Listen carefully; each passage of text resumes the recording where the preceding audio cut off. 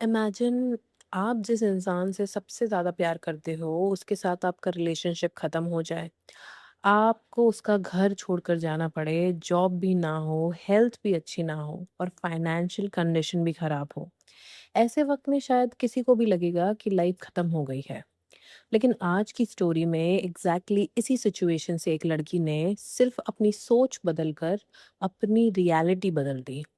और 7 महीने बाद जिस इंसान ने उसे छोड़ दिया था, वही उसकी लाइफ में वापस आ गया।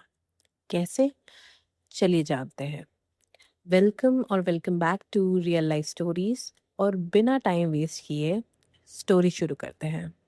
इस स्टोरी की राइटर बताती है कि लगभग 7 महीने पहले उनका और उनके एक्स का रिलेशनशिप कंप्लीटली खत्म हो गया था। वो लड़की अपने एक्स के साथ लिव इन में रहती थी।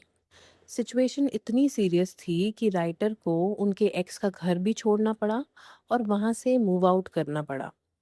उनके लिए ये सिर्फ ब्रेकअप नहीं था। उनके अकॉर्डिंग उस वक्त उनकी लाइफ का ऑलमोस्ट हर एरिया एक साथ कोलैप्स हो रहा था। रिलेशनशिप खत्म हो गया था, उनके पास कोई जॉब नहीं थी, हेल्थ भी अच्छी नहीं चल रही थी, फाइनेंशियल कंडीशन भी बहुत ख़राब थी। अगर राइटर के वर्ड्स में बताऊं तो everything that could have gone wrong went wrong. और इसी वजह से वो इमोशनली कंप्लीटली टूट चुकी थी। उन्हें लग रहा था जैसे उनके पास खोने के लिए कुछ बचा ही नहीं है। इसी फेज में उन्होंने इंटरनेट पे आंसर ढूंढने शुरू किए, जैसे हम सभी करते हैं। शुरुआत में उनका पर्पस सिर्फ एक था, क्या किसी तरह वो अपने एक्स को वापस ला सकती है। लेकिन इसी सर्च के दौरान उनकी लाइफ में नेविल गॉडार्ड और लॉ ऑफ अजम्पशन आया। और राइटर कहती है कि वही उनकी लाइफ का टर्निंग पॉइंट था। उन्होंने रियलाइज किया कि ये पहला फेल्ड रिलेशनशिप नहीं था। इससे पहले भी वो कई रिलेशनशिप में रह चुकी थी, लेकिन कोई भी रिलेशनशिप लॉन्ग टर्म कमिटमेंट या शादी तक नहीं पहुंच पाया। पहली बार उन्हें समझ आया कि शायद प्रॉब्लम अलग अलग लोग नहीं थे, बल्कि एक ही पैटर्न बार बार रिपीट हो रहा था। और नेवल की टीचिंग्स ने उन्हें वो पैटर्न देखना सिखाया। उस दिन से उन्होंने डिसाइड किया कि अब वो अपनी रियलिटी कॉन्शियसली क्रिएट करेंगे। उनका एंड गोल बिल्कुल क्लियर था, शादी। सिर्फ रिलेशनशिप नहीं, शादी। लेकिन वो ऑनेस्टली एडमिट करती हैं कि बिगनिंग में वो इतनी डिसिप्लिन नहीं थी। कभी वो न्यू स्टोरी पर फोकस करती थी और कभी पुरानी मेमोरीज और ओल्ड स्टोरी के बारे में सोच सोच के दुखी हो जाती थी। ओल्ड और न्यू स्टोरी के बीच वो कंटिन्यूअसली स्विच करती रहती थी। फिर नो कांटेक्ट के लगभग तीसरे महीने एक दिन उन्होंने खुद से प्रॉमिस किया। उन्होंने डिसाइड किया कि अब बस, अब वो पुरानी स्टोरी को बार बार रिपीट नहीं करेंगी। अब वो हर्टफुल मेमोरीज में नहीं जाएंगी। ऐसा कोई थॉट अपने दिमाग में नहीं लाएंगी जिससे उनकी पुरानी स्टोरी बार बार रिपीट हो, या वो वही सिमिलर इमोशंस बार बार फेस करे और अपसेट हो। पूरी कोशिश करेंगी कि अब से वो बहुत ही कॉन्शियसली अपने थॉट्स को बहुत ही अवेयरनेस के साथ ट्रीट करें, और जब भी उनके मन में कोई नेगेटिव थॉट आएगा, वो उसे तुरंत के तुरंत या तो किसी पॉजिटिव थॉट के साथ रिप्लेस करेगी, और या पॉज होके 2 मिनट के लिए सोचेगी कि आखिर ये थॉट आ कहाँ से रहा है।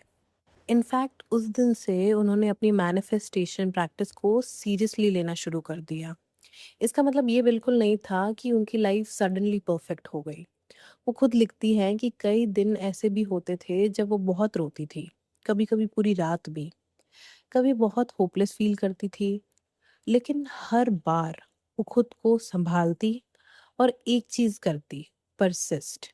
अब सवाल ये है, आखिर उन्होंने ऐसा क्या किया जिसकी वजह से उनकी रियलिटी धीरे धीरे चेंज होने लगी।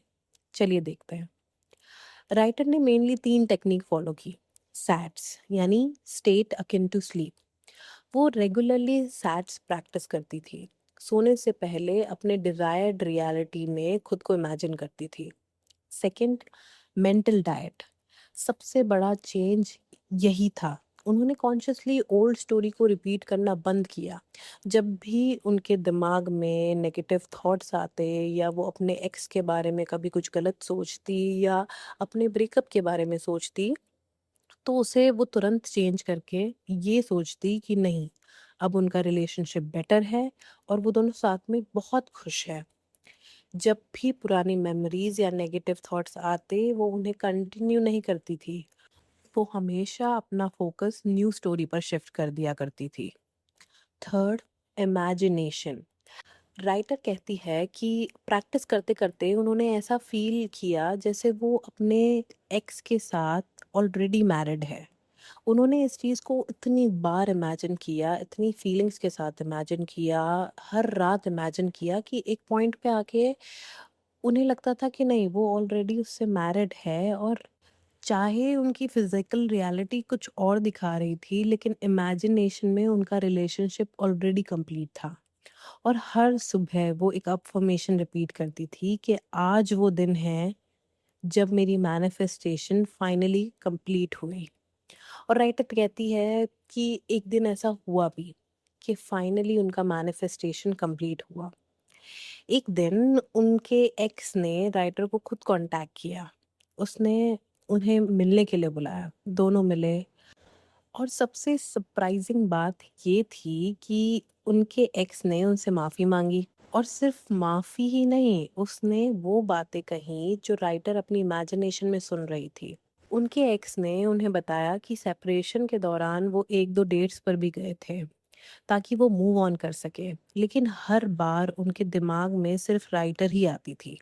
उनके एक्स ने उनसे ये भी कहा कि जब वो दोनों बात नहीं कर रहे थे, तब उस ड्यूरेशन में उन्होंने ये भी रियलाइज़ किया कि वो राइटर के साथ कितने कंफर्टेबल थे। और वो सिर्फ कपल नहीं, बल्कि बेस्ट फ्रेंड भी थे। और ये चीज़ वो शायद ही किसी और के साथ एक्सपीरियंस कर पाएँगे। और वो जिन लोगों से भी मिले, वो हमेशा राइटर के बारे में ही सोचते थे। इनफैक्ट जब भी वो किसी डेट पर गए, उन्होंने अपना नहीं बल्कि राइटर का फेवरेट खाना ऑर्डर किया, जस्ट टू फ़ील कि वो राइटर के साथ ही बाहर आए हैं। आज राइटर और उनका एक्स दोबारा साथ है, लेकिन स्टोरी यहीं ख़त्म नहीं होती। राइटर कहती है, मेरा फाइनल गोल मैरिज है और मैं अब भी उस फेथ को पकड़ के रखी हूँ।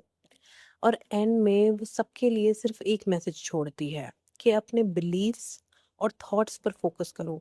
कभी कभी उन्हें बदलने से चीज़ें अपने आप बदल जाती है। अगर हम इस स्टोरी से सीखें, तो राइटर ने हमें कुछ सिंपल लेसन्स दिए हैं। पहला, अपनी ओल्ड स्टोरी को बार बार रिपीट मत कीजिए। अगर आप हर दिन वही पेनफुल मेमोरीज सोचेंगे, तो वही रियलिटी स्ट्रांग होती रहेगी। दूसरा, अगर कभी आप इमोशनल फील करते हैं या रोते हैं, तो इसका मतलब ये नहीं है कि आपकी मैनिफेस्टेशन खराब हो गई है। इस स्टोरी में भी राइटर बहुत बार रोई, लेकिन उन्होंने प्रैक्टिस नहीं छोड़ी। और तीसरा, सबसे इम्पोर्टेंट, परसिस्टेंस। राइटर के अकॉर्डिंग रिजल्ट तब आया जब उन्होंने अपनी न्यू स्टोरी को कंसिस्टेंटली चूज करना शुरू किया, चाहे फिजिकल रियलिटी कुछ भी दिखा रही हो। और ये स्टोरी यहीं ख़त्म होती है। अगर आपको ये रियल लाइफ सक्सेस स्टोरी पसंद आई, तो वीडियो को लाइक ज़रूर करिए। और अगर आप ऐसी ही real life manifestation success story देखना चाहते हैं, तो चैनल को सब्सक्राइब करना मत भूलिएगा। मैं मिलती हूँ आपसे अगली रियल लाइफ स्टोरी के साथ। Till then, take care.